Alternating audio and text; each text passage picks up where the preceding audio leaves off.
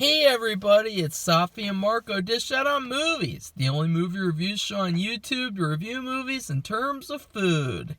And it's just Marco here once again to review Bliss, the new 2021 movie. Just came out. Came out a little early on Amazon Prime. Came out at 8 o'clock at night. And after dealing with some YouTube bullshit, I just thought I gotta watch a movie. I hope that Bliss is on right now so that I can watch it and do that. And wow, it was pretty good. I mean, it was good. I mean, we've just had two other movies this year that both of those movies had severe problems. I mean, The Little Things had, it's so unfortunate because the thing that I don't think people realize about movies, about bad movies in particular, is that it's not really the fact that they're bad, it's the fact that they have potential to be good. Like, every movie does. In the bad movies, it just makes you think about it even more because it's like, oh, that could have been better, that could have been better.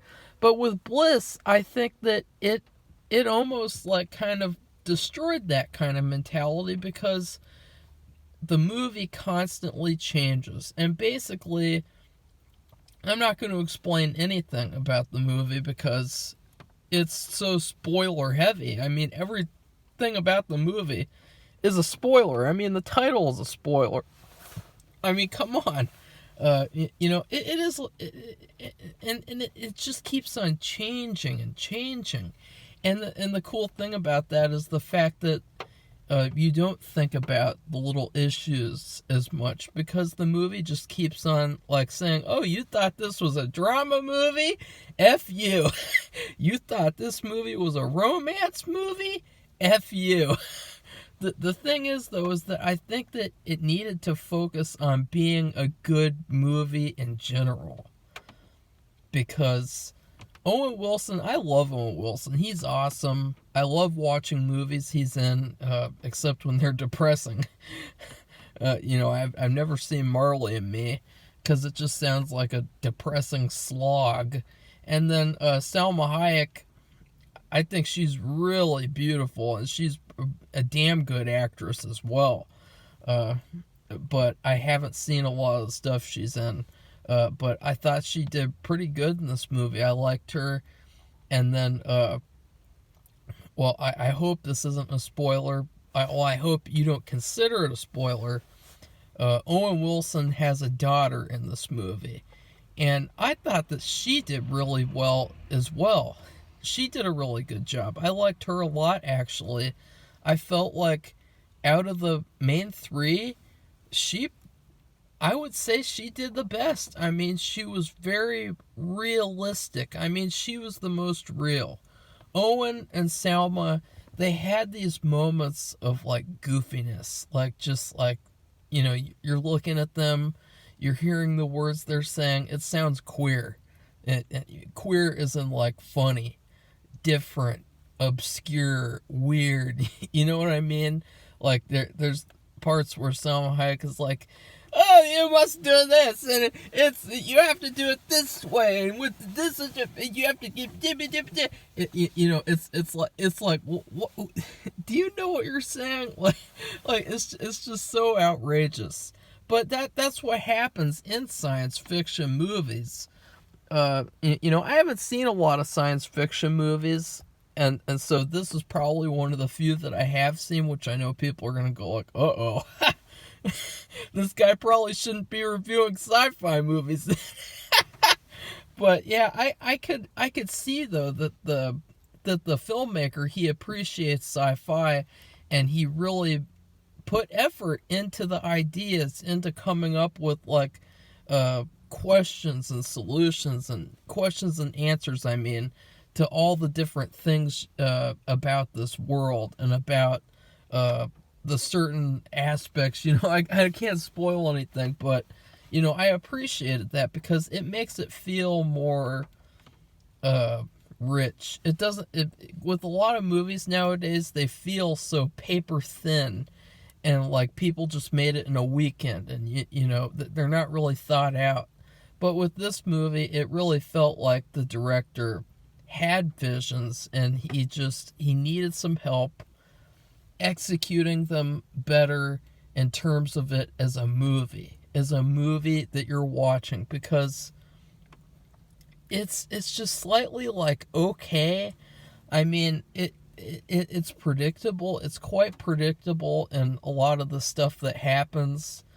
Although I will say I felt some emotion at the end of the movie that I wasn't expecting. I felt something, and I'm still feeling it because I just finished watching the movie a few minutes ago, and I'm just having a bunch of thoughts about it. And so that's really good. I have to say, you could say that the movie's, mediocre or whatever, but it's making me think. And so I like that. I like that so much more than like a movie like the other movies that come out that just piss you off, or they make you go, oh yeah, that was good, and then you just forget about it. Like, I like movies that make you ponder, which I know makes me sound super pretentious, but I like all kinds of movies, and this movie, as I said, it's ever changing.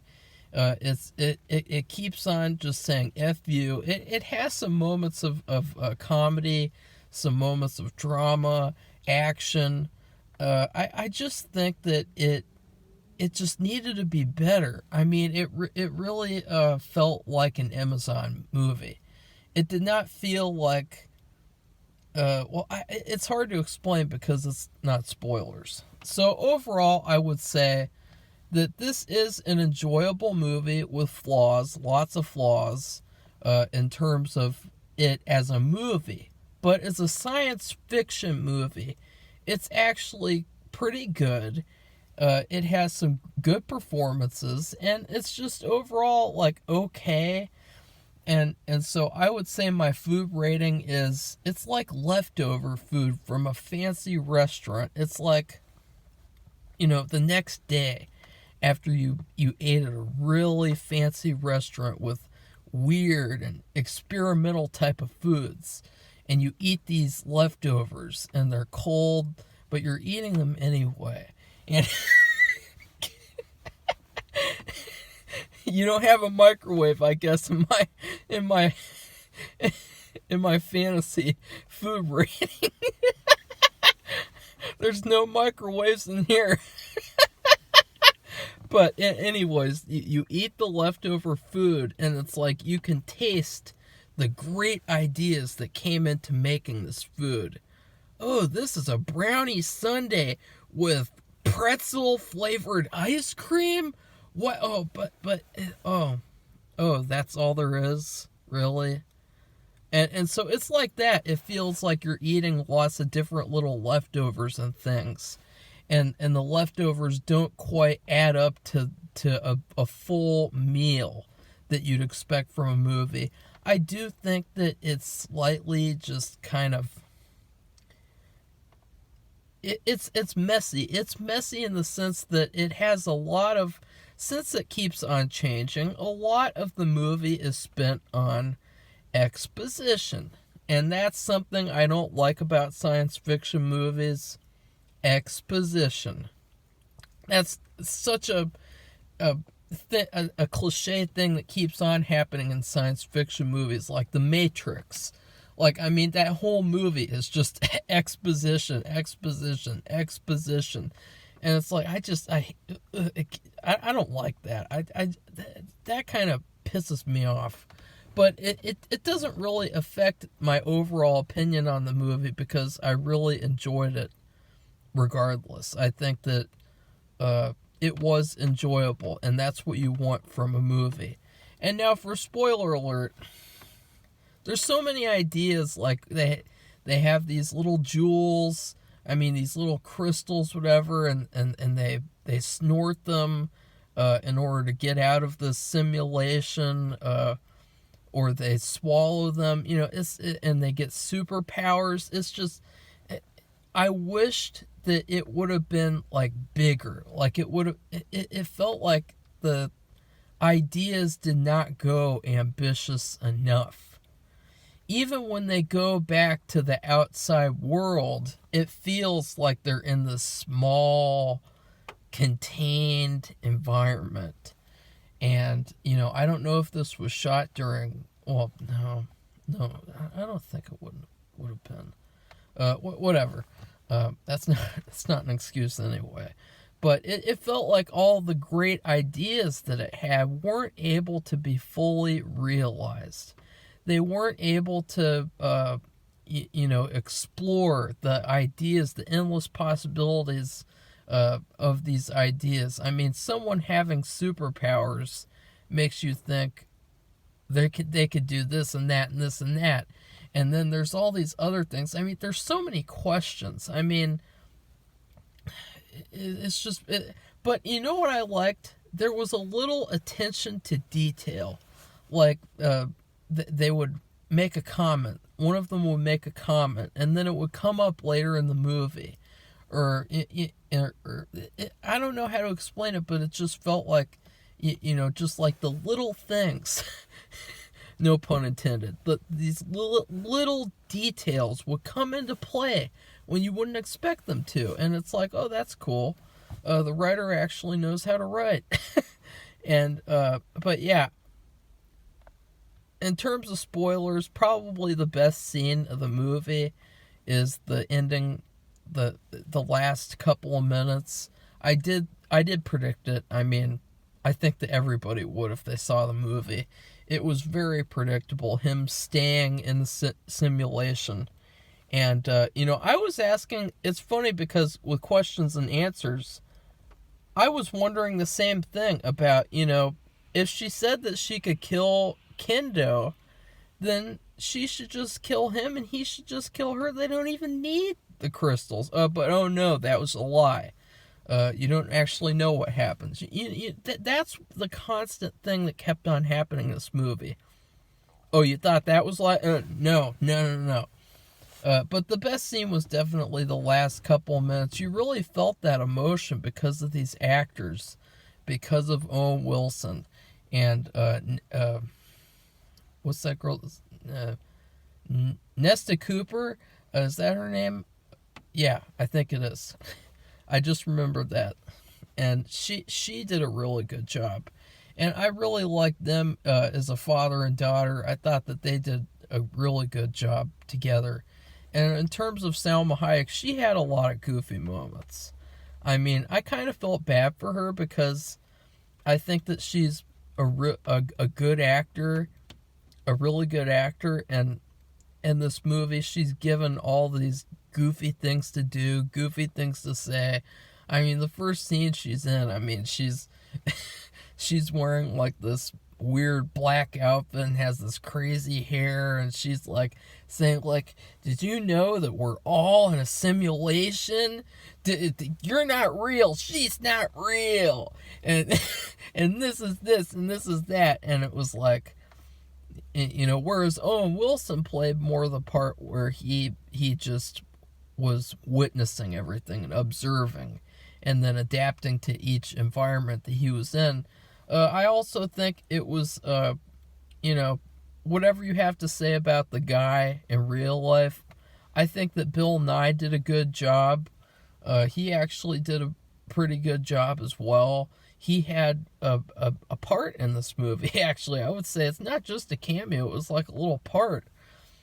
But what I meant by the world felt small, I mean, they're in Italy, and it felt like they're just in like a little neighborhood in Italy or something. Like, it did not feel like that's the whole world. And to be honest, when they talked about that utopian type of world, I thought that world sounds fucking awful. I mean, no offense, but, robots do all the cleaning. All humans have to do is follow their passions and talk about art all day. Like, ugh. Like, I love filmmaking, but, I like working out. I like bowling. I like cooking. I like cleaning. somewhat. I don't like to just like do that kind of stuff, to do like art all day. And so I thought that the utopian world sounded terrible. The only thing about the utopian world that was good was having Selma Hayek as your wife. I mean, that's the only reason that I would stay in the utopian world. But even then, I mean, her character was a little crazy. And I think that she's ultimately the villain of the movie, because she has this experiment that she invented, this whole simulation thing, and it does not work. I mean, it's got tons of issues, as you see in the movie. And the thing is that they didn't even bring up that, like, even if she does go back to the real world, aren't people going to remember what happened? They're going to remember what happened and remember that she was responsible and that she lost her own husband. And so I just think that, she's going to get her due. She's going to meet her maker, because she chose to go back to the utopian world where you have all these scientists and these really pretentious people who just sit around and talk about art all day, and they're going to be pissed at her. And who knows what happened with Kendo, too? What about that?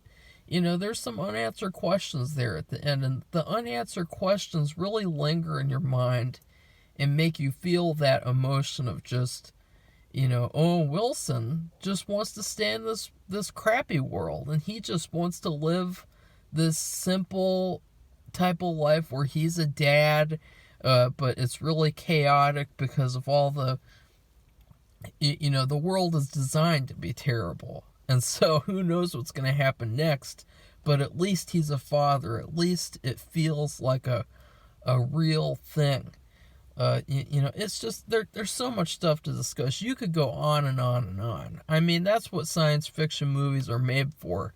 They're made so that you can just talk about them for hours and hours, write books about them, and get inspired to make your own science fiction movies, and get inspired to invent stuff in real life. Who knows? But anyways, I enjoyed this movie. It was okay. It might get better or it might get worse over time. We'll see. But in the meantime, I'd like you to thumbs up this video, comment, subscribe, all that crap the YouTubers tell you to do. Goodbye, everybody. See you soon.